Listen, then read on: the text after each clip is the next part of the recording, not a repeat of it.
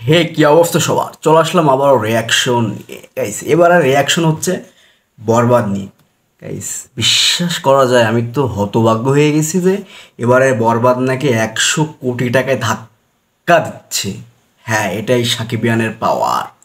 হ্যাঁ, yes yes, চিন্তা করা যায় বাংলা সিনেমাতে এবারের মানে কি বলবো, ধামাকা ব্লকবাস্টার হতে যাচ্ছে। অলরেডি মানে হয়ে গেছে, এবার ডাবল ব্লকবাস্টার হবে 100 কোটি টাকা। ইতিমধ্যে এই সিনেমাটা সব জায়গায় প্রপারলি ভাবে ছড়িয়ে গিয়েছে, বিদেশেও চলে গেছে অলরেডি, ইউএসএ সম্ভবত এখনও দেখানো হচ্ছে। তো আমরা সাকিবিয়ান যারা আছি, আমার ভিউয়ার্স যারা আছে, অবশ্যই সাকিবিয়ান যেন 100 কোটি টাকা ইনকাম করতে পারে সিনেমাটি, আমরা এই আশাবাদী।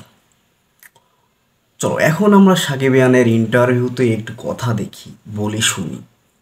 ভালোবেসে একটা শ্রেণীকে তো মানুষ সাকিবিয়ান বলে ডাকে। সাকিব ভাই লুক তো মারাত্মক। এই লুকটা কিন্তু বরাবর হচ্ছে তাণ্ডবে, এখন প্রচলন অলরেডি হয়ে গেছে, হচ্ছে রানিং। এখন এমন সিনেমা প্ল্যান এই লুকটা হচ্ছে তাণ্ডব মুভিতে যে সম্ভবত সিনেমার কাছে দেখানো বরবাদ যাবে। কেউ ছোট সিনেমা মনে হবে। পাশে হচ্ছে প্রবাদ আছে, বোর্ডিং শো পরিচালক। আমরা যখন দেখি একটা সিনেমার ওপেনিং দেখি, একটা সিনেমার সাকিবিয়ানকে থামানো অসম্ভব, সাকিবকে থামাতে পারবে না ভাই। ও হচ্ছে ঝড়ের গতিতে, তাণ্ডবের গতিতে মানে এগিয়ে যাবে।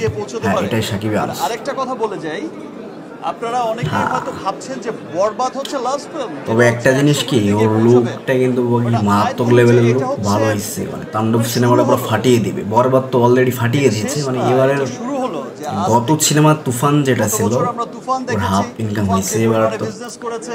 কি বলবো, আমি ভাবতেছি মানে আমরা ভাবতেছি এটাই হয়তো বা লাস্ট সিনেমা, কিন্তু না, এটা নাকি বলে আবার শুরু।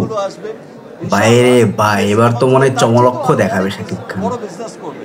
এটাই যদি শুরু হয় তো লাস্ট, তাহলে বিষয় লক্ষ্য করলে লাস্ট টু ফার্স্ট। দেশেই দেখবেন যে তাদের বড় ইন্ডাস্ট্রিতে এক সপ্তাহে 100 আসলে শাকিব খান নিয়ে কিছু তাদের কাছে বিরাট বড় ব্যাপার তৎকালীন সময়, এবং তারা খুব হয়তো এই বাংলার বুকে last superstar Shakib Khan, but হয়তো আর কিছুদিন আছে। কিন্তু শাকিব খান বলল নিয়ে গেছেন শুরু। তাদের আসলে শুরু হলেই তো আর শুরু হয় না, বয়সের দিকটাও তো ভাবতে হয়, তাই না? যাই হোক, সাকিব যতদিন আছে আমরাও ততদিন আছি সিনেমা জগতে, রিভিউ জগতে।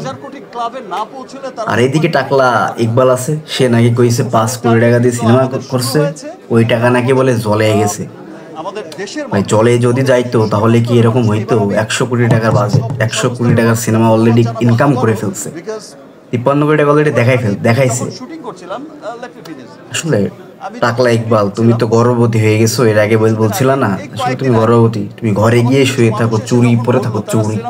তোমাকে দিয়ে সিনেমা হবে না, তুমি মহিলা সিনেমা বানাও, হিজড়া সিনেমা বানাও। যাও, সাকিবিয়ানদের সাথে পাল্লা দিতে আসো না, সাকিবের সাথে কথা বলতে আসো না, ঠিক আছে? তো আজকের রিয়াক্টটা যদি ভালো লেগে থাকে, অবশ্যই একটু চ্যানেলটা একটু সাবস্ক্রাইব করে এই ছোট ভাইটার পাশে থাকবেন। কারণ আপনারা যদি রিয়াক্টে যদি একটু ভিডিও লাইক কমেন্ট শেয়ার করে দিন, তাহলে আমার ভিডিও করতে আরো ভালো হতো, উৎসাহ পেত। আর এর নেক্সট পরিবারে আপনি কি ধরনের ভিডিও রিয়াক্ট পেতে চান, তাহলে অবশ্যই কমেন্ট করে একটু জানাবেন দয়া করে। তো বাই বাই।